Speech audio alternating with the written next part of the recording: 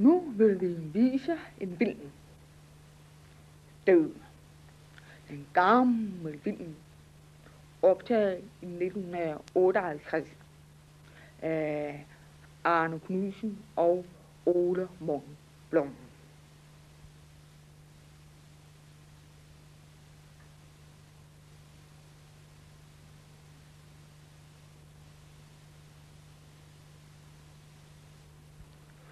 Søren Fjorbach spiller hovedrollen som en død maskinarbejder i vand.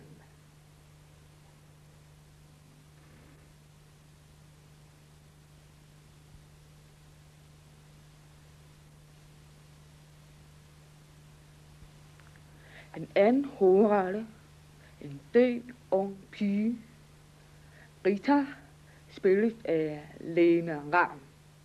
Kender hende godt. Hun hedder Lene Søndergaard i dag.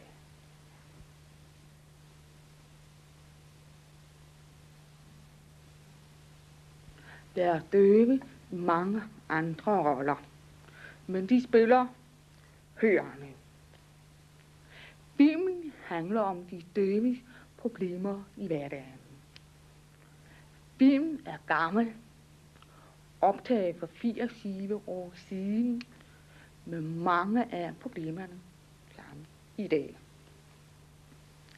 Filmen blev vist i fjernsynet dengang, og gennem salen Filmcentral blev filmen vist mange forskellige serier, men aldrig med tekst for døve.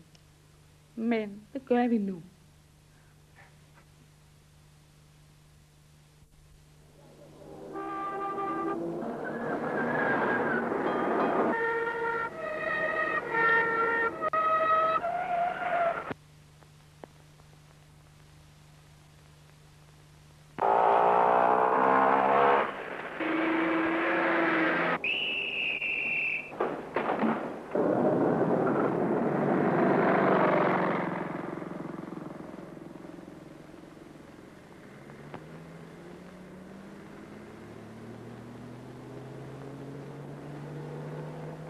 Vi har travlt, alle sammen. Det er det, der karakteriserer vores verden.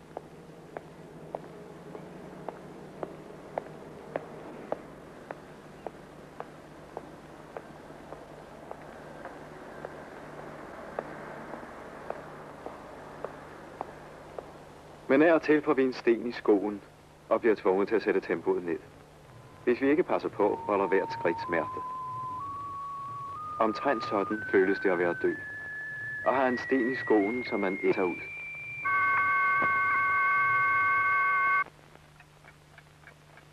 Det er tidlig morgen. Lad os følge en døv dagen igennem og se, i hvilke situationer det er, stenen knaver.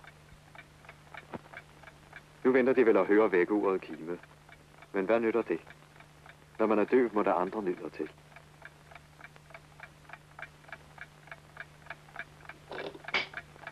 En kraftig fotolampe erstatter lyden. Mangler høresansen, må man udnytte sine andre sanser i stedet.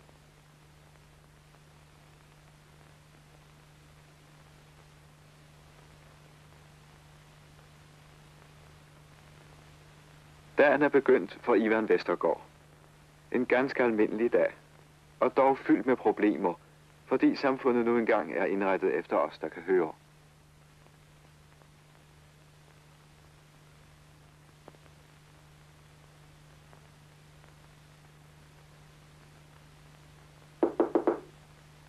Hun ved godt, det egentlig ikke nytter noget at banke på. Men det gør man nu alligevel.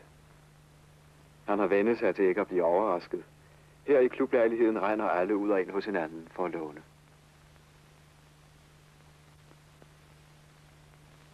Det var åbenbart kirkeuret, der slog. Sikkert held, så fik man kontrolleret, hvad klokken er.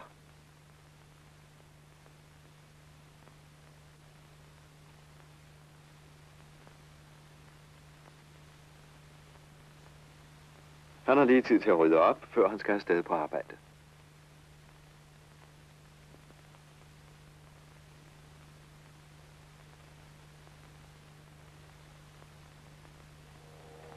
Døvheden spiller ikke større rolle i trafikken. Tænk bare på, hvor lidt man egentlig hører, når man sidder inde i en bil.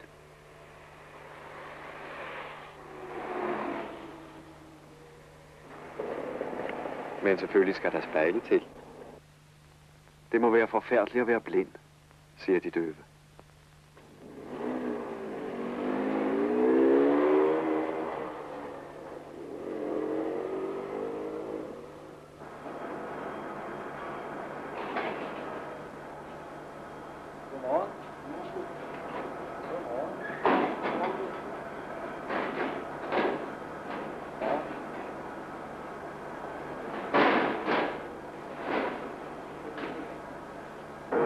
Det her tage en hjul i krogen ikke stå. Men hold nu endelig tolerance. Og Vestergaard. Stans Vestergaard.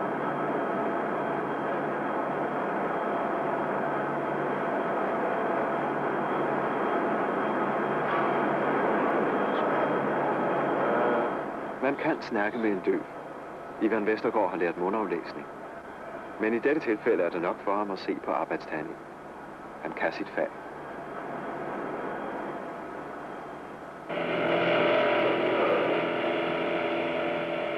Samtidig må det være rart ikke at kunne høre. Tænk sikken hvile, når lyden bliver taget fra. Det viser sig, at også en døv maskinarbejder mange gange får mere for hånden end andre.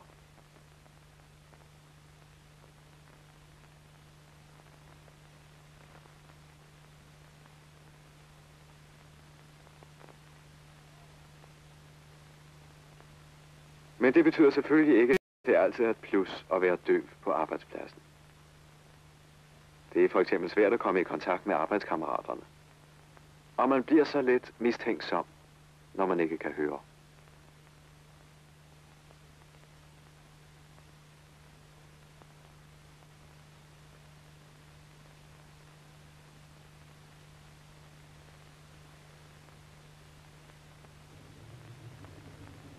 Er det nu mig, de snakker om igen? Bare fordi man er døv.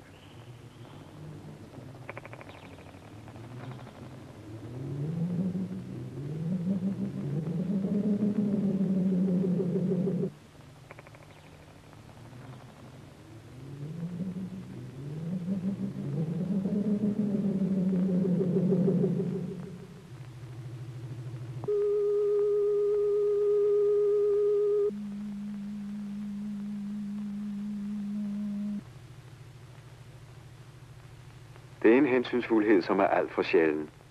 Også os hørende imellem.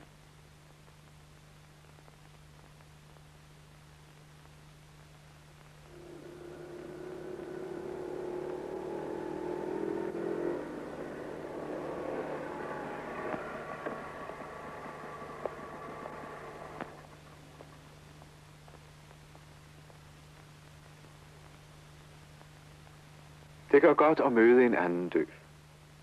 De døve udgør et helt lille samfund i samfundet. De kender praktisk taget alle sammen hinanden, og de har ikke noget besvær med at snakke sammen.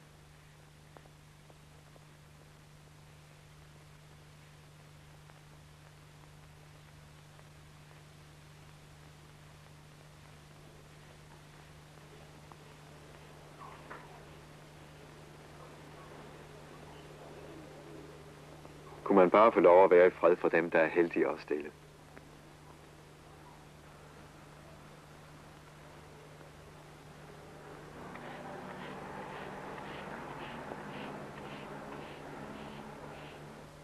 Det er uhyre sjældent at være stum. Men de fleste døve taler ikke godt, for de kan jo ikke høre, hvad de selv siger. Derfor sikrer de sig helst, at der ikke er andre kunder i butikken, før de våger sig ind.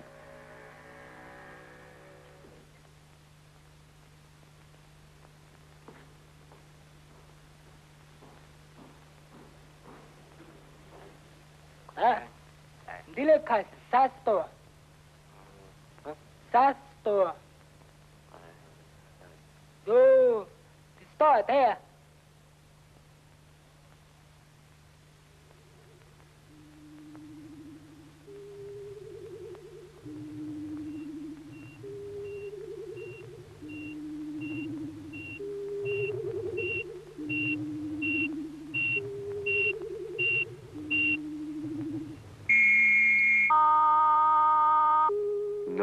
var Castor, han mente. Men hvor skulle han også vide, C'et udtales som K, og trykket ligger på første stavelse. Og så betaler han med en seddel, så er det lige meget, om han opfattede prisen rigtigt. Småpenge. Ja, hvem tænker på, at de er et problem for de døve? Hvad kan de ikke være skyld i? Se nu bare, hvad der skete for Knud.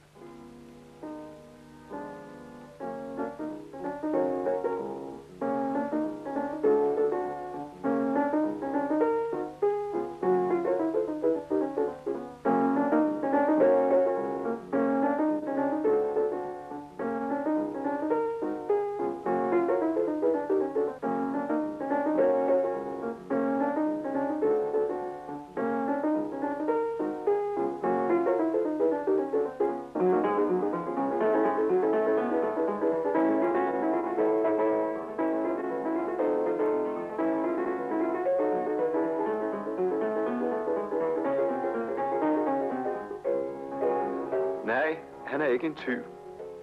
Han har som bare glemt at få penge tilbage.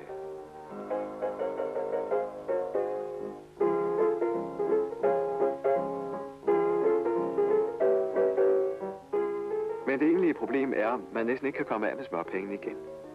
Selvom man har lommen fuld af småpenge, betaler man helst med en seddel, når man er døv og ikke bombesikker på prisen.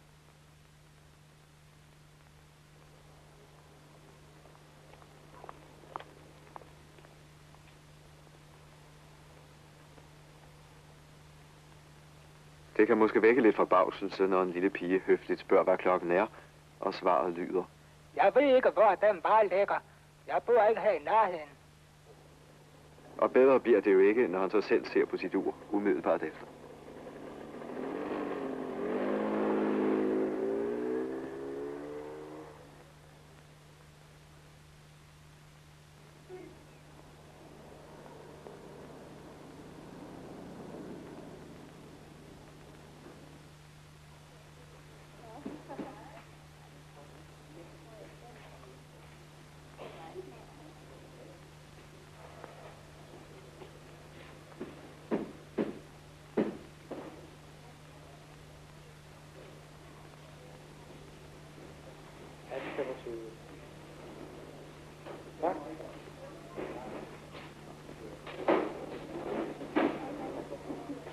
Her er der endelig et sted, hvor man ved nøjagtigt, hvad man skal betale.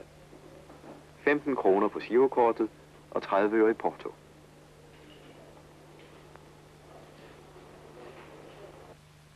Men nu er der vist alligevel noget galt.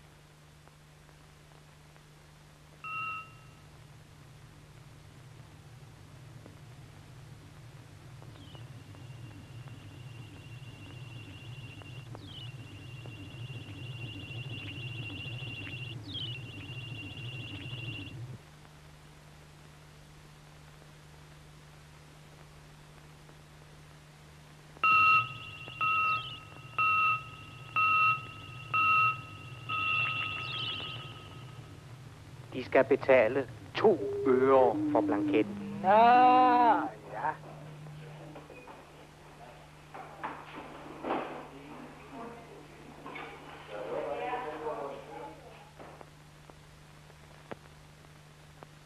Ivan har fået det ordnet, så han spiser hos en familie, der har taget et par i pension.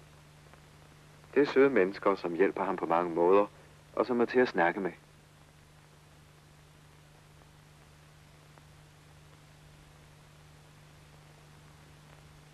Man skulle måske spørge, om Jens vil med til fodbold på søndag.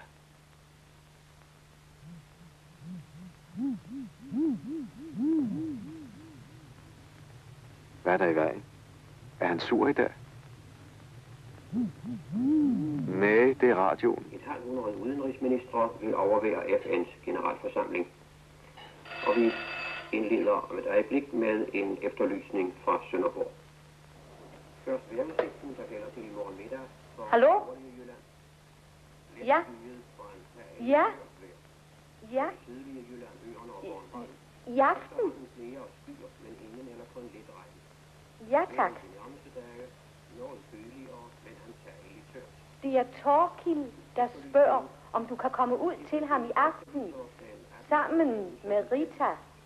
Den 7. denne. Jo, det vil vi godt. Ja, tak. Den 18-årige og 160 cm høj almindelig Vil de ikke lige ringe til Rita og høre, om hun vil med? blå øjne. Den bortgangen iført gul handler, indjakke, grøn halvtørstale, underføren knaller en sort stafette med stelnummer L 200 420 12:25. Ja. Ja.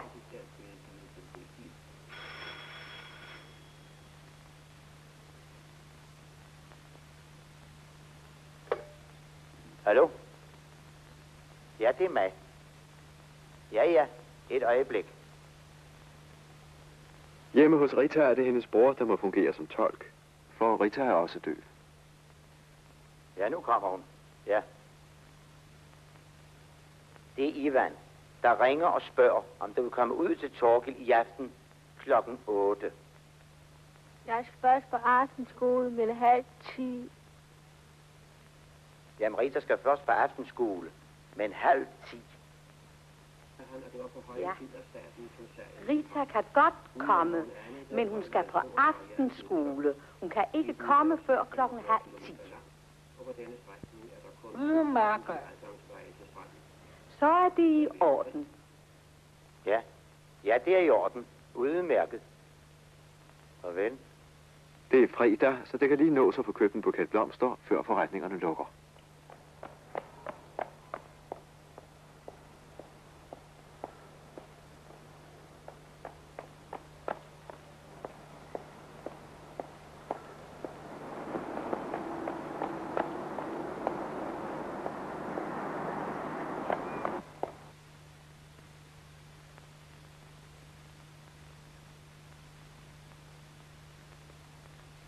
Rita klarer det fint med mundaflæsning.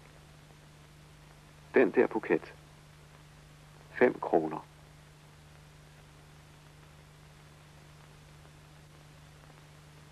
Den tager hun. Og så er det bare at få betalt.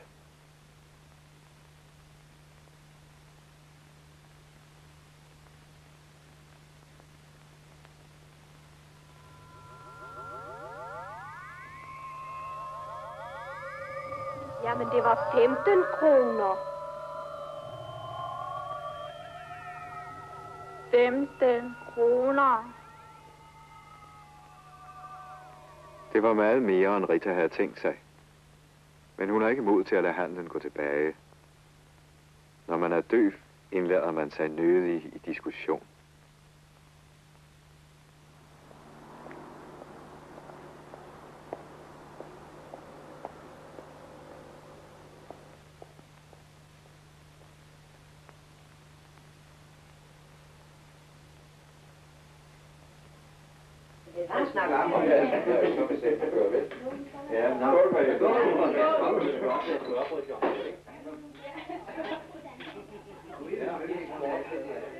Hov, lad os hellere prøve at tage lyden fra og se, hvor meget fest der så bliver tilbage.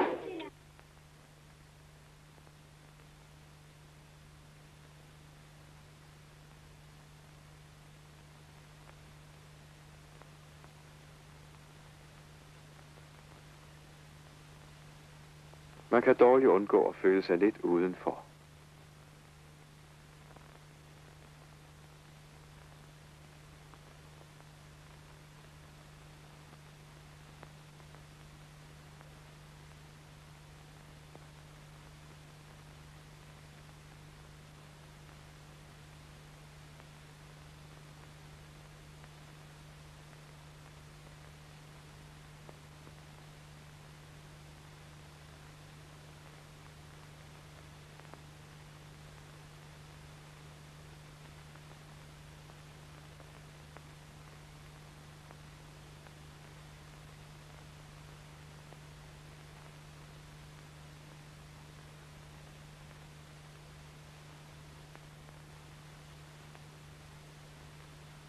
Pudelhund. Det er, hvad man er.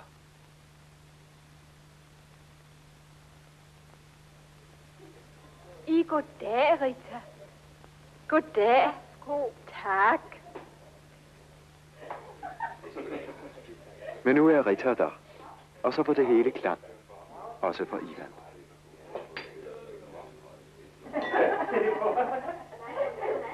Nu er der en at snakke med. Uden ord, ganske vist. Men det bliver det ikke mindre snak af.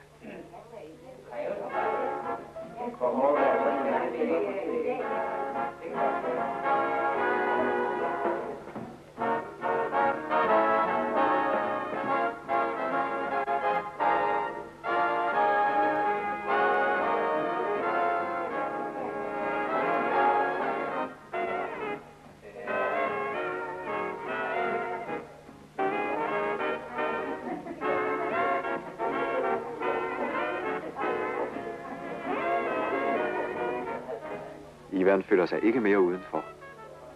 Nu er det let nok at få kontakt. Du, hvad er det for fakter, I laver med fingrene? Det er tegnsprog. Bare at kunne tale med hinanden. Aha. Hvordan det? Mor, far, kaffe. Kaffe? Hvorfor gør man sådan? Jo, ligesom i gamle dage. Kaffemølle. Kaffe. Nå, kaffe. Hvad er nu det? Det betyder fest. Fest? Hvorfor gør man sådan? 2 glas. Skåler med hinanden betyder fest. Javel. Skål.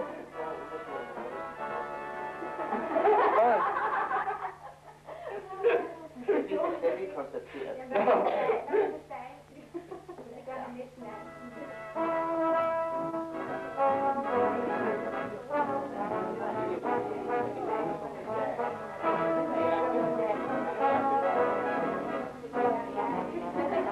Man kan skam danse, også når man er død. Mange gange kan man mærke rytmen i gulvet, og ellers kan man finde den ved at se på de andre. Er man først i gang, går det af sig selv.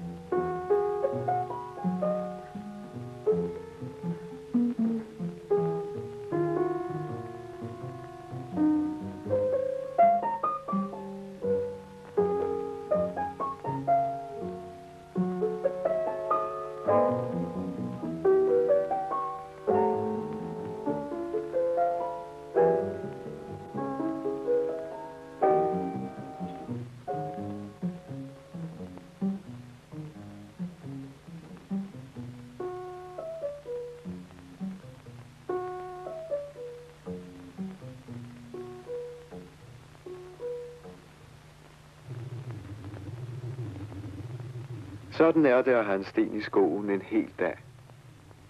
Og så var det endda ikke nogen slem dag. Vi andre kan tage stenen ud. Det kan de døve ikke.